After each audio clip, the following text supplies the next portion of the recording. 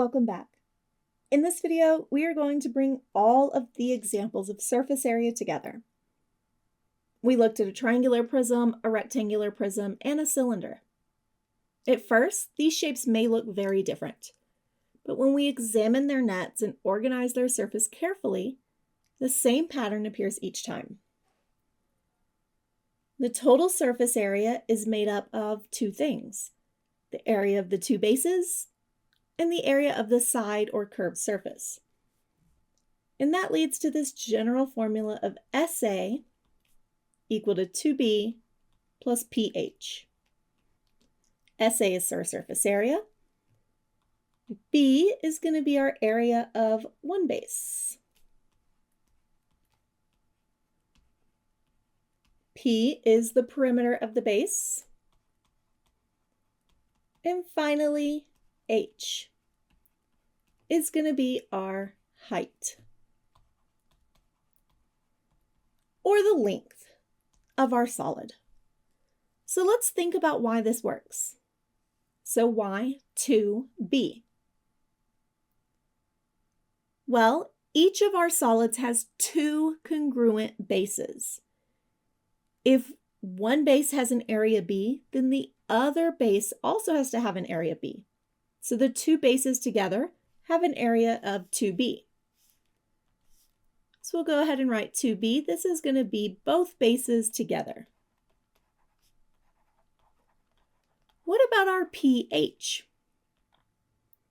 Well, the side surfaces wrap around the solid.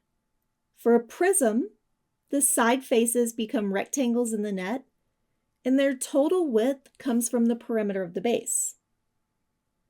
For a cylinder, the curved surface unwraps into a rectangle whose width is the circumference of the base. So since circumference is the perimeter of the circle, that still fits our same idea. So pH, this is called our lateral area. And it is what I'm going to call the center rectangles of our prism, or the center curved surface of our cylinder that unwraps into a rectangle. That's why the formula works for all three of these shapes. All three examples follow the same structure. This is a great teaching moment because it shows students that formulas are not just separate rules to memorize. Mathematics becomes much easier to understand when we notice what ideas are repeating. As future teachers, here are some important ideas to emphasize. Surface area is the total area covering the outside of the solid. Nets help us make the surfaces visible. The two bases contribute the 2B part of our formula. The side or curved surface contributes the pH part. And don't forget that the formula comes from structure, not from magic. There are a few common mistakes students may make as well, like forgetting one of the bases, confusing perimeter and area, using the wrong measurement for the cylinder's rectangle, or adding the lengths of the pieces rather than the area of the pieces. These mistakes are normal and useful.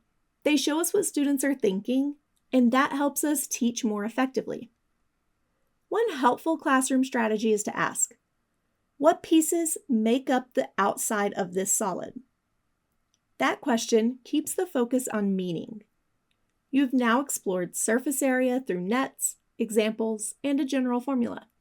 That is strong geometric reasoning, and it builds an important foundation for later work in geometry and measurement.